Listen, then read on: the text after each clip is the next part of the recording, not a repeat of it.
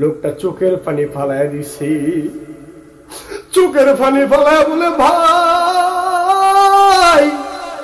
আমি আগে বড় খারাপ ছিলাম, বিভিন্ন নেশা খেয়ে গাড়ি চালাইতাম রে ভাই। হঠাৎ করে একবার 2-3 বছর আগে আমি একটা রিজার্ভ ট্রিপ পাইছি, চরমনার মাহফিল। চরমনার মাহফিল একটা রিজার্ভ ট্রিপ পাইছি। ওই মাহফিলে যাওয়ার আগে আমি অনেক পিস সিগারেট কিনছিলাম, গাঞ্জার টোপলা কিনছিলাম, কেননা আমি তাহলে গাড়ি চালাইতে পারি না, আমার সমস্যা হয়। আলহামদুলিল্লাহ আলহামদুলিল্লাহ নাহমাদুহু ওয়া নাস্তাঈনু ওয়া নাস্তাগফিরুহু ওয়া নাউযু বিল্লাহি মিন শুরুরি আনফুসিনা মান ইয়াহদিল্লাহু ফালা মুদিল্লা লাহু ওয়া মান ইউদ্লিলহু ফালা হাদিয়া লাহু ওয়া নাশহাদু আল লা ইলাহা ইল্লাল্লাহু ওয়াহদাহু লা শারীকা লাহু ওয়া নাশহাদু আন্না মুহাম্মাদান আবদুহু ওয়া রাসূলুহু। أما بعد فأعوذ بالله من الشيطان الرجيم. بسم الله الرحمن الرحيم.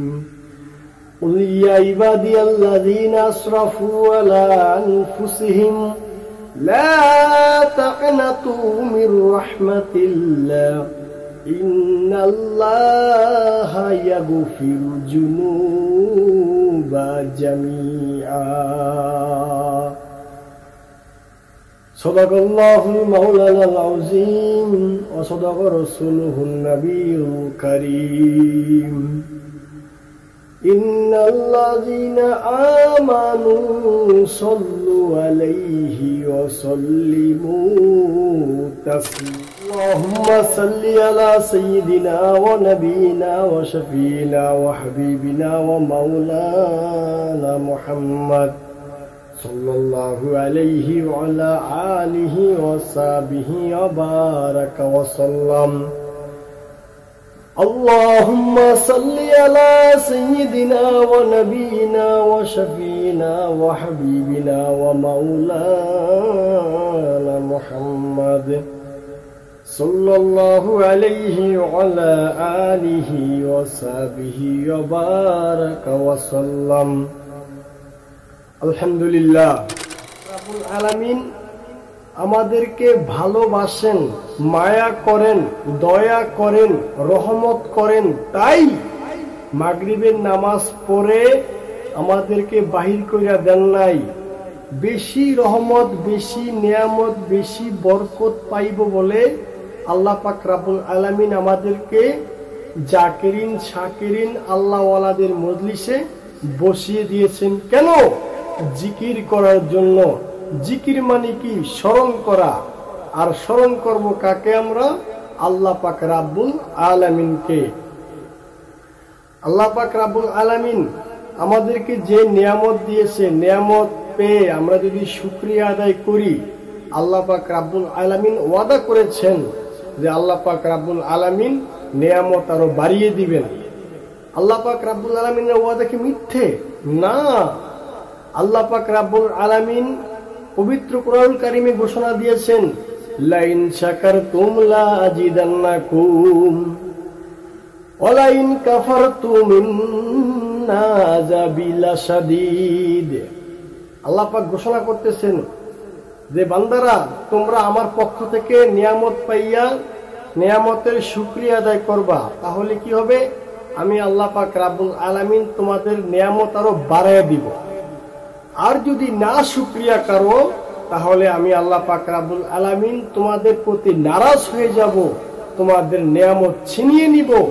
নিয়ামত ছিনিয়ে নিয়ে আমি চুপ থাকবো না, কঠিন আযাবে গ্রেফতার করব। বাইরে আমার, হালকায় জিকিরের মজলিস, লম্বাচুর আলোচনা হবে না ইনশাআল্লাহ।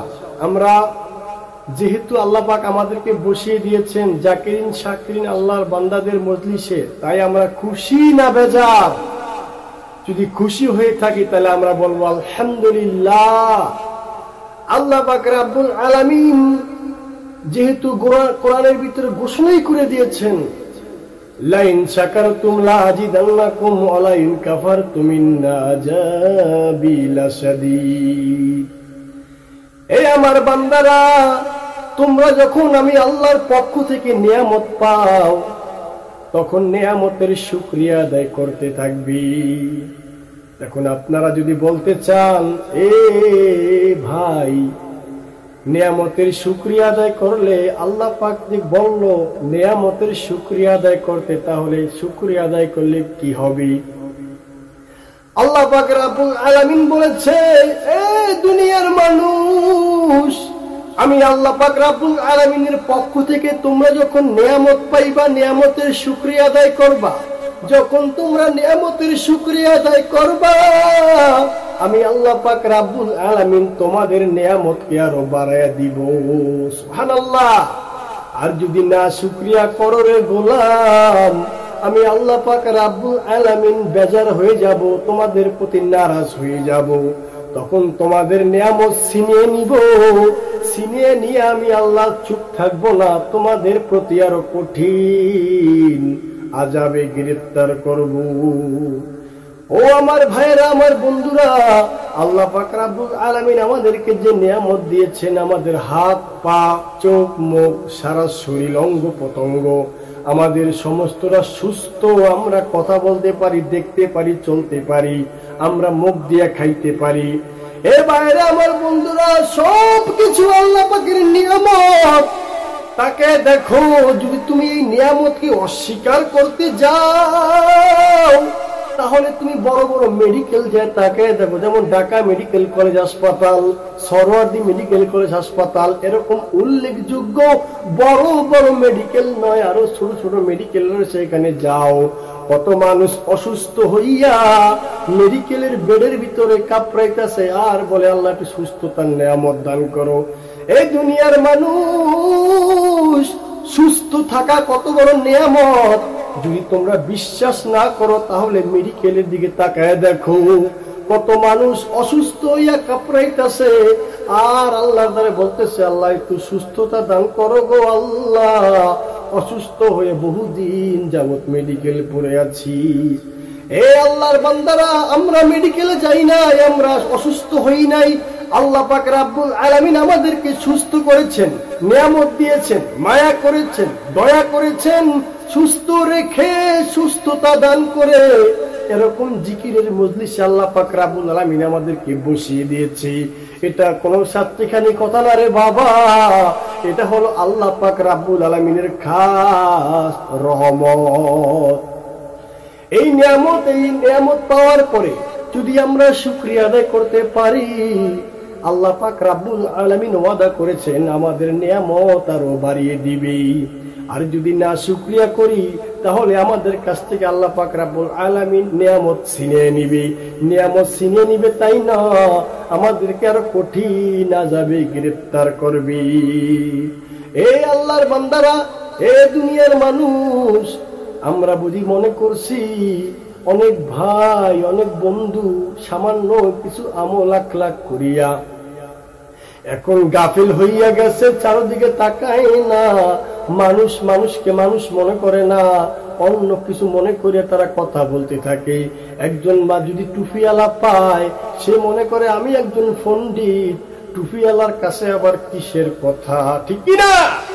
বাইরে আমার বন্ধুরা, আমার অনেক বাংলা শিক্ষিত দেখা যায়, শিখতে শিখতে শিখতে এত বেশি শিখছে, ডাক্তার প্রফেসর ইঞ্জিনিয়ার হইতে বাধা নাই, হইতে পারেন, সমস্যা নাই।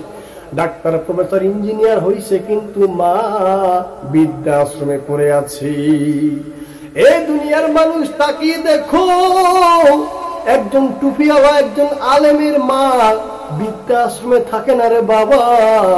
যত বড় বড় বাংলা জেনারেল শিক্ষিত, তোমরা হইছো, পিএইচডি পাইছো, ইংলিশে কথা খুব টাস্টুস ইংলিশ বলতে পারো, কিন্তু তোমার মা বৃদ্ধাশ্রমে পড়ে আছে, তুমি একটা বার খোঁজ নিলা না। আছে না নাই? বলে ভাই একটু বিবির ঝামেলা, সংসারের ঝামেলা, মা বুড়া মানুষ, থাক সেখানে পড়ে থাকবে, নাউজুবিল্লাহ করবেন না? হ্যাঁ ভাইরা আমার, বন্ধুরা আমার, আজকে দেখেন দুনিয়াতে বহু খানকা রয়েছে, বহু ওলামায়ে কেরাম রয়েছে, মানুষদেরকে দাওয়াত করতেছে, ভাই আসে আসো আল্লাহর রাস্তায় আসো। আল্লাহর রাস্তায় আসলে কি হয় যে আল্লাহ পাক রাব্বুল আলামিন এত বেশি জ্ঞান দান করেন, এত বেশি বুঝ দান করেন। তোমার মাকে তুমি বৃদ্ধাশ্রমে রাখবে না, বরং তোমার মার সেবা যত্ন করে তুমি আল্লাহর জান্নাতে কামাই করবি। আজকে যদি মা দোয়া করে দেয়, বহু বড় বড় আল্লাহর ওলি, দেখে যা একটু ইতিহাস তালাশ করে দেখো, আল্লাহ পাক রাব্বুল আলামিন এত বড় আল্লাহর ওলি বানাইছে, পিছনের ইতিহাস দেখো। বলে মার খেদমত করেছিলাম, মার দোয়া পাইছিলাম, বাবার দোয়া পাইছিলাম, মুরব্বীদের দোয়া পাইছিলাম, ঠিক কিনা? অনেক বাংলা শিক্ষিত জেনারেল শিক্ষিত লোক আছে আমার মতো, এরকম বহু জেনারেল শিক্ষিত লোক আছে, তারা 5 ওয়াক্ত নামাজ পড়ে, আবার মা বাবার খেদমত করে। যদিও তাকে দেখতে মনে হয় না হুজুর আলেম টুপিওয়ালা, কিছুই মনে হয় না, সে যদিও জেনারেল শিক্ষিত। চিন্তা করে দেখো রে ভাই, তার মাঝে কোনো টুপিও দেখা যায় না, দাড়িও দেখা যায় না, মনে হয় সে যেন একজন জেনারেল শিক্ষিত। কিন্তু সে 5 বেলা নামাজ পড়ে, আবার মা বাবার খেদমত করে, মুরব্বীদের সাথে ভালো আচরণ করে, বাচ্চাদের সাথে ভালো আচরণ করে। জিজ্ঞাসা করে দেখো, ভাই তুমি কই যে এগুলা শিখছো? বলে ভাই আমি কই যে শিখছি তা কোনো বড় কথা নয়, কিন্তু আমার মা আমাকে হাত উঠে দোয়া করে, হাত উঠে দোয়া করে আমার মা, আমি এই দোয়ার বরকতে, আমার বাবার দোয়ার বরকতে আমি এতটুকু হইছি।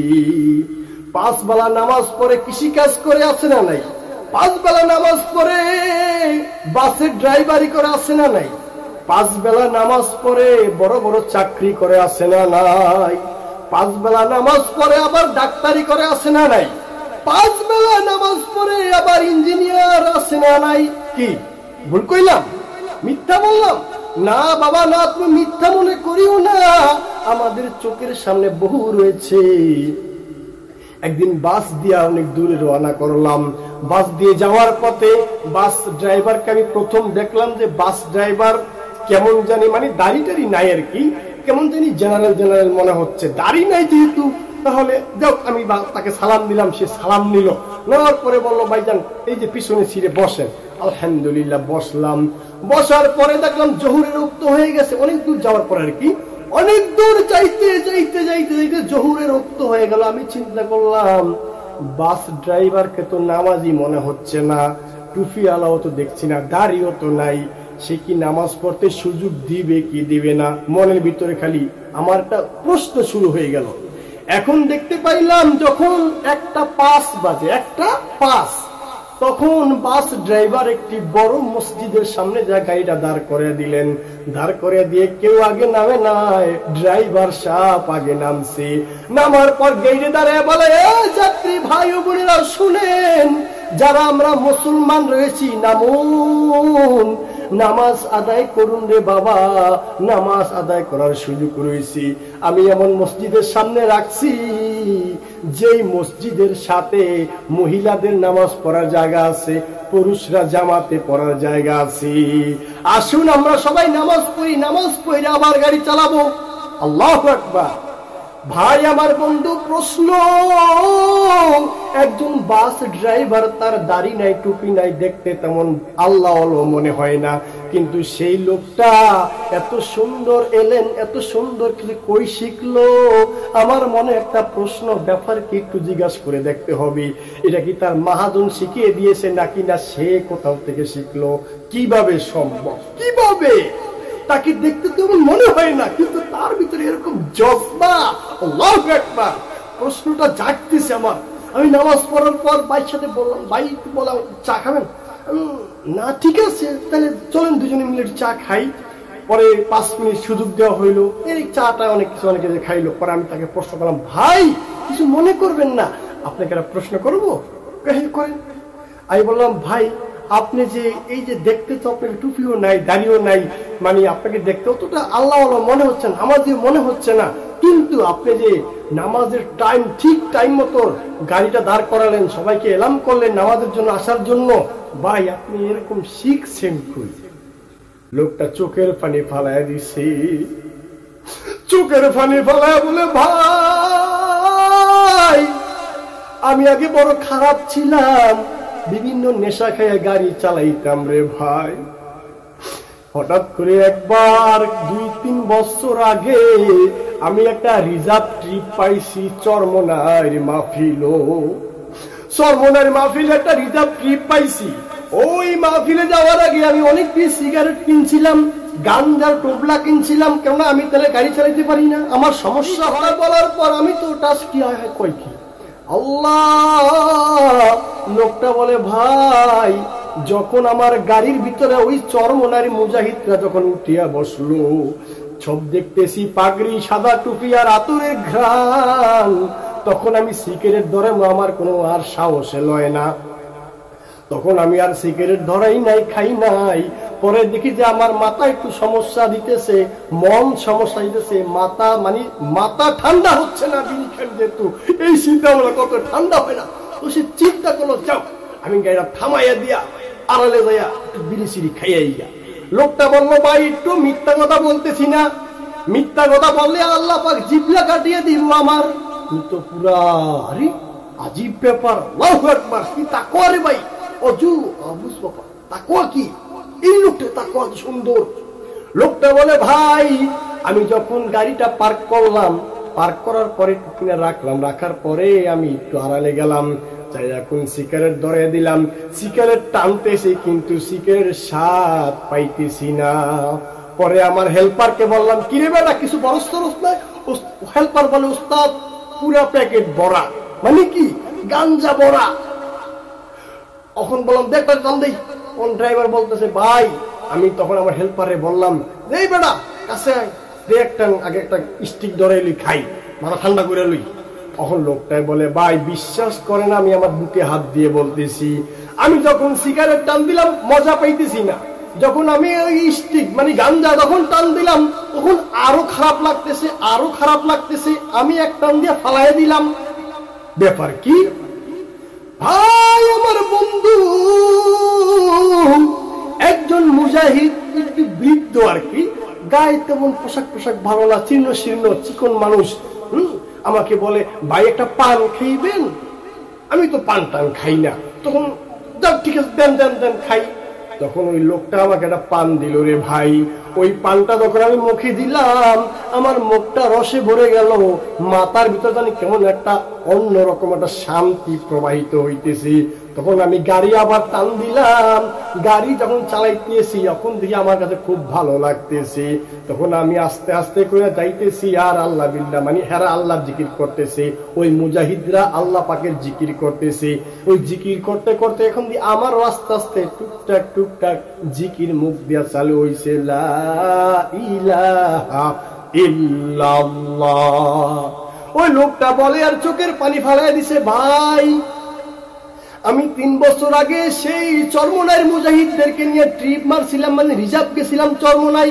পরে চরমনাইয়ের মাহফিলে যাওয়ার পরে এখন ভাবলাম গাড়ি কই রাখবো, কি জানি ঝামেলা, কেমন জানি ঝামেলা। এখন দেখতেছি ওখানকার স্বেচ্ছাসেবক এত ভালো, এত নরম, এত ভদ্র। ওই স্বেচ্ছাসেবক ভাইয়েরা আমাদেরকে নিয়ে আমার গাড়ি পার্ক করানোর পরে আমাদেরকে সুন্দরভাবে পার্কিং করাইয়া দিল। দেওয়ার পরে দেখলাম কোন রকম খারাপ আচরণ নাই, কোন রকম খারাপ ব্যবহার নাই। দেখলাম সবাই মোটামুটি পান টান খায়, কিন্তু বিড়ির কোনো গন্ধ নাই, আবাস নাই।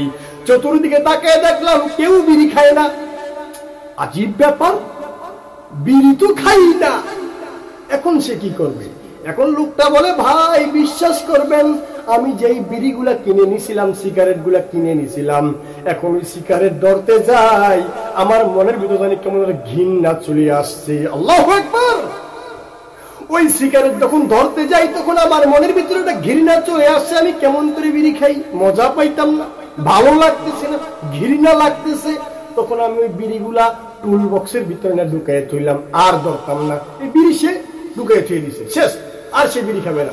পীর সাহেব চরমনাই যখন উদ্বোধনী বয়ান শুরু করলেন, পীর সাহেব চরমনাই বয়ান করতে যখন শুরু করলেন, তখন এরকম বয়ান করতেছেন, আমার তো ভালো লাগতেছে। প্রথম দিন, দ্বিতীয় দিন, তৃতীয় দিন যে এত বয়ান করলো, আমি বয়ানগুলা মন দিয়ে শুনলাম, কেননা যেখানে চরমনায় যেখানে পার্কিং এর জায়গা সেখানে কিন্তু মাইক লাগানো আছে, সেখানে ওয়াজ শোনার ব্যবস্থাও রয়েছে। আমরা গাড়ির ভিতরে রান্না বান্না করে খাই আর ওই পীর সাহেব চরমনার বয়ান শুনতে থাকি। বয়ান শুনতে শুনতে শুনতে শুনতে আমারে আল্লাহ পাক রাব্বুল আলামিন এরকম বুঝ দান করেছে, আমি এখন আর নামাজ ছাড়ি না। এখন নামাজের সময় হলে আমার শরীরের ভিতর যেমন জ্বালা পড়া শুরু হয়ে যায়, আমার গাড়ি যত স্পিড থাকুক বা কম স্পিড থাকুক, আমি গাড়ি পার্কিং করে দেই, আমার যাত্রীদেরকে অ্যালার্ম করে দেই, ভাই নামাজ পড়তে আসেন। তারা যদি নামাজ না পড়ে আমি নিজে একলাই পড়িয়া ফেলাই। ভাই বিশ্বাস করবেন, ওই 3 বছর আগে চরমনাই মাহফিলে গেলাম, মাহফিল থেকে চরমনাই হুজুরের বয়ান শোনার পরে আজ পর্যন্ত আমি নামাজ ছাড়ি না, আমি গাফেল হই নাই। আমি এখন নামাজ পড়ি আর গাড়ি চালাই, আমার গাড়িও ভালো চলে। তোর আমি প্রশ্ন করলাম, ভাই তাহলে ওই বিড়ি সিঁড়ি পরে কি আনলেন? মানে প্রশ্ন তো বলে, ভাই কিছু মনে করবেন না, ওই বিড়িগুলা আমি আসার পথে ওই বিড়িগুলা সব ভাঙ্গা চুরা সব ফালাই দিলাম। আর যে গাঞ্জা, ওই গাঞ্জারি আমি আসার সময় নদীর ভিতরে নিক্ষেপ করছি, যে আজ থেকে বাপ, সব বাপ। সেই থেকে আমি টুকটাক পান খাই, কিন্তু আর বিড়ি সিগারেট খায় না, আর বেড়ায় গাঞ্জা টাঞ্জা খায় না। এখন সে আল্লাহওয়ালা হয়ে গেছে। তো সে বলছে, আমি বললাম যে ভাই তুমি দাঁড়িয়ে রাখবেন না, ওয়াদা করেন। আপনার আমি ওয়াদা করলাম, আমি ওয়াদা একটা পাক্কা ওয়াদা করলাম, দাঁড়িয়ে এবার রাখবো ইনশাল্লাহ, আর দাড়ি কাটবো। এতে আমার চাকরি থাকুক বা না থাকুক, আমি এখন হানিফ গাড়ি চালাই, পরে লাগে না চালাইলাম, আমি নাগলা চালাই, আমি রিক্সা চালাই, অসুবিধা নেই। তবে কিন্তু ভাই আমি ওয়াদা করলাম আর দাড়ি কাটতাম। আল্লাহু আকবার। বাইরে আমার বন্ধুরা, আমার যাওয়ার পথে আসার পথে তেমনি করে যদি আমি আল্লাহর বান্দাদেরকে একটু হালকা দাওয়াত করতে পারি, এই দাওয়াতে যিনি কত বড় উপকার হয়ে যায়। এই আল্লাহর বান্দারা আল্লাহর দিন পাইয়া, আল্লাহকে পাইয়া কামিয়াব হয়ে যায়। ও ভাই তোমার কোনো লোকসান হবে না, আমার কোনো লোকসান হবে না। ওই আল্লাহর বান্দা তোমার আমার দাওয়াত পাইয়া যদি আল্লাহকে চিনিয়া ফেলায় রে ভাই, মনে রাখবে ওই আল্লাহর বান্দা যত ইবাদত করবে সারা দিন, সারা জনম যাবত, মরার আগ পর্যন্ত এই ইবাদত করতে করতে যে সওয়াব পাইবে, এই সওয়াবের একটা % আল্লাহ পাক তুমি দাওয়াত দিয়েছো তোমার আমলনামায় দান করবে, বোনাস। হ্যাঁ, তুমি চিন্তা করো না, যিনি ইবাদত করবে তার কোনো কমতি নাই, আছে না? কোনো কমতি নাই রে ভাই। তেমনি করে যদি আল্লাহর বান্দারা যদি একটু আল্লাহর বান্দাদেরকে দাওয়াত দিতে পারে, ওই যে সামনে চরমনাই মাহফিল চলে আসছে, এখন দেখবেন একজনের প্রতি আরেকজনের মহব্বত কিভাবে। কেউ কবে যাইবেন না? দেখা হইলই আসসালামু আলাইকুম ওয়া রাহমাতুল্লাহ, মুসাফা করলো, কেউ বন্ধু যাইব না? চরমনাইয়ের মাহফিল যখন আসে তখন এই মুজাহিদদের মন উতাল হয়ে যায়, কখন মাহফিলে যাইব। বিশ্বাস করবেন, মাহফিলে যাওয়া আসা, সেখানে 3 দিন 3.5 দিন বয়ান শোনা, কত একটা গভীরতা, কত একটা মন ফ্রেশ হওয়া, কত মানুষ, কত চোখের পানি এখানে যে ধরে পড়ে, ধরে রাখা যায় না রে ভাই। এটা তো কতটা কলবে নিয়ে যান না কেন, ইনশাআল্লাহ আজিজ 3 দিন 3.5 দিন বয়ান শোনার পরে আল্লাহ পাক রব্বুল আলামিন আপনার কলবকে ঘুরিয়ে দিবেন, আপনি আল্লাহওয়ালা হয়ে যাবেন ইনশাআল্লাহ। একটা বার যাইয়েন চরমনাইয়ের মাহফিলে, ইনশাআল্লাহ যাইয়েন। সামনে অগ্রহণের মাহফিল ইনশাআল্লাহ আয়া পড়ছে, মাহফিলের ঘোষণাও হয়ে গেছে আলহামদুলিল্লাহ। আপনারা ইনশাআল্লাহ সবাই, আমরা সহ এক ভাই অপর ভাইকে দাওয়াত দিয়ে চরমনাইয়ের মাহফিলে নিয়ে যাবো ইনশাআল্লাহ। রাজি? ভাইরা আমার, বন্ধুরা আমার, আল্লাহ পাক রব্বুল আলামিন এই যে দেখেন, মানুষ আজকাল বিভিন্ন জায়গায় বিভিন্ন রকমের প্যাচ, অমুক খানো গেলে এক প্যাচ, এমুক খানো গেলে এক প্যাচ, হয় বলে এক কথা, হে বলে আরেক কথা। আমাকে একদিন বলে এক ভাই, কয় ভাই কিছু মনে করিয়েন না, আমি এরকম পাপ করেছি, আমাকে একজন হুজুর বলল তোমার কোনো রেহাই নাই। আমি কি কোন কি রেহাই নেই মানে? এই বেড়া তুই যে নাফরমানি করছো, তুমি যে আবাদ আওয়া কামাই, ভাই কিছু মনে করেন না, আপনি একটু কম, তোমায় আপনি কি কাজটা করছেন যে আপনার কাছে এত খারাপ লাগতেছে? কয় ভাই বিশ্বাস করবেন, আমি এরকম একটা গুনাহ করেছি, আর আমি এত বেশি গুনাহ করছি, ওই গুনাহ করতে করতে আমি এখন গুনাহগার হয়ে গেছি। এখন মসজিদে যাইতে চাই না, মসজিদ আমার ভাল লাগে না। আর জিকির আজগার তো ভালো কথা, আজান শুনলেও আমার জ্বর উঠতে পড়ে। আমি কই কি ভাই, এটা কোন কেমনে কোন কি আজান শুনছ মাওলা রে খাইছে। কয় ভাই আমি গেছিলাম অমুক জায়গায়, অমুক খানো গেছিলাম, অমুক হুজুরের কাছে, অমুক জনের কাছে, মানে যেই হোক না বলছে গেছিলাম। সে আমাকে বলতেছে যে তুই যেই কাজ করছো তোর কোনো রেহাই নাই, তোর কোনো মাপ নাই, তুই বিপদ পড়ছো, আরো ব্যক্তির লইয়া পড়ছো। সেই চিন্তা, আমি তো আল্লাহর কাছে মাপ পাইব না, আল্লাহ আমাকে মাপ করবেনই না। তাই এখন আমি সবকিছু ছাড়িয়া দিয়েছি রে ভাই। এখন আমি এই আবাদ আবা করি আর নেশাহানি করি, আর এইভাবে আমি উল্টা পাল্টা চলি। তখন আমি বললাম ভাই আপনার কি মনে চায় না আপনি নাজাত পাইয়া আল্লাহকে খুশি করতেন? কহ চাইতো, আমি কি তুই রাস্তা দেখে দিই? কয় দূর, অমুক হুজুরে কইছে আমার কোনো উপায় নাই, রেহাই নাই, আমার বিপদে কোনো শেষ নাই, আমি শেষ, আমি শেষ। এই কথা শুনিয়া বেচারি কি হইলো, এমন গুমরা হইছে বলার বাহিরে, সে এমন গুমরা হইছে। ভাই অমুক হুজুরে কইছে।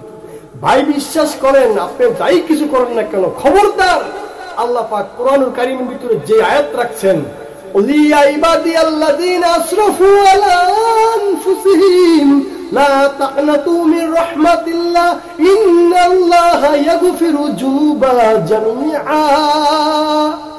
আল্লাহ পাক রব্বুল আলামিন এই আয়াতের ভিতরে ঘোষণা করে দিয়েছি, হে আমার বান্দা, হে আমার বান্দা, তুমি কই যাও, নৈরাশা হইও না। আমি আল্লাহর দরবার নৈরাশার দরবার না, কোথাও যাইয়া বাইও না, কোথাও পালাইও না।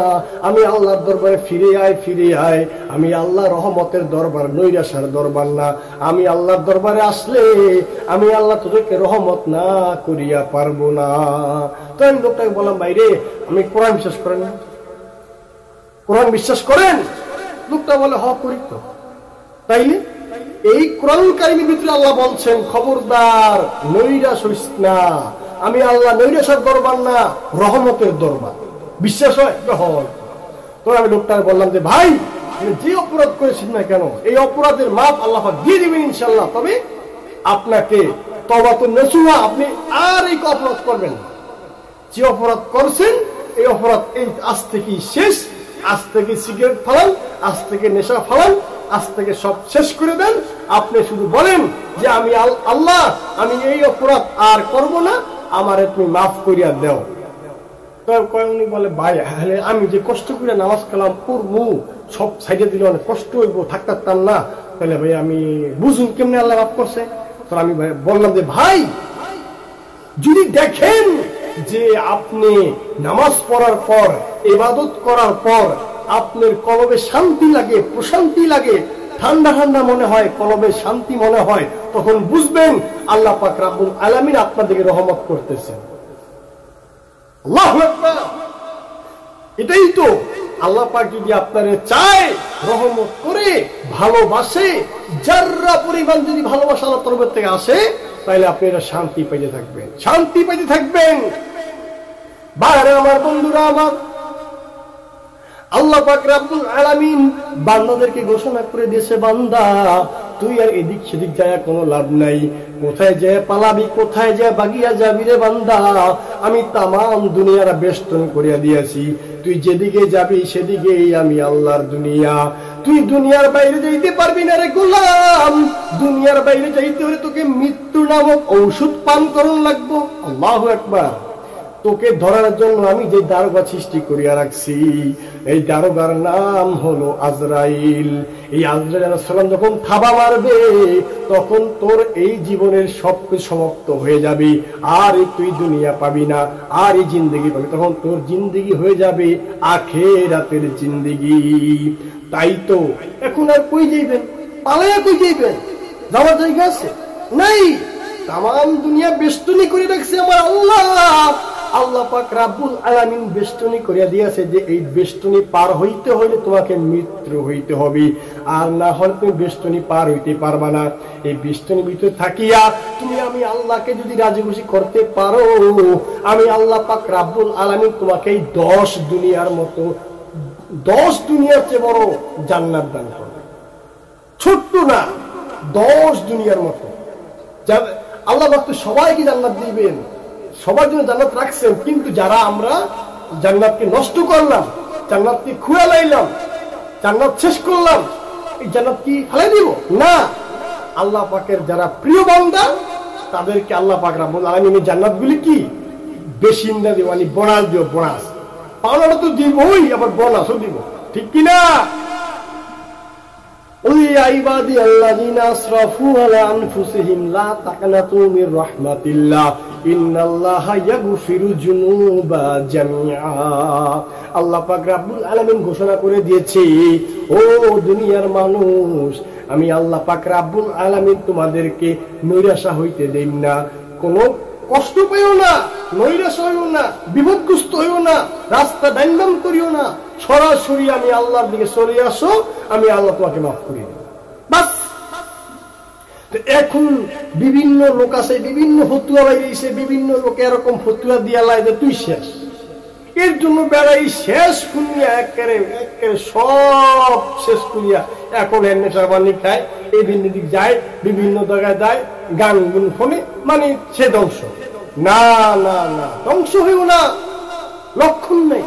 আল্লাহ তোমাকে বলেছেন তোমাকে মাফ করে দিবেন। এই মিয়া কি গুনাহ করছো? সাগরের পানির সমান, সাগরের ফেনা সমান, আসমান ও জমিনের চতুরি ফাঁকা জায়গায় সব গুনাতে বেরো দিচ্ছ, সমস্যা নাই। আল্লাহ পাকের যারা পরিবার রহমত দিলে সব শেষ, সব শেষ। এর জন্য আল্লাহ পাক বলছে, ফিরে আয় বান্দা, ফিরে আয়, আমি আল্লাহর দরবারে ফিরে আয়। কেমন আল্লাহ, কেমন মাওলা আমাকে, হ্যাঁ কেমন মাওলার গোলামি করতে কইতেছে আল্লাহ। রাত্র যখন গভীর হয়ে যায়, তোমার মায়ের দরজা বন্ধ, তোমার আদরের স্ত্রীর দরজা বন্ধ, তোমার অফিসের দরজা বন্ধ হয়ে যায়, চেয়ারম্যানের দরজা বন্ধ হয়ে যায়, প্রধানমন্ত্রীর দরজা বন্ধ হয়ে যায়, আর আল্লাহ পাক রাব্বুল আলামিনের রহমতের দরজা ওপেন হইতে থাকে। রাত্র যখন গভীর হয়, তোমার আপনজন, তোমার প্রিয়জন, দেশের প্রিয়জন, দেশের নেতা, অমুক তমুক, কারো দরজা তুমি খোলা পাইবা না রে গোলাম। কিন্তু আল্লাহ পাক রাব্বুল আলামিনের এমন দরজা, রহমতের দরজা, আল্লাহ পাক রাব্বুল আলামিন যত রাত্রি গভীর হয় অত আল্লাহর দরজা ওপেন হইতে থাকে। আরো বুলন্দ, আয় বান্দা।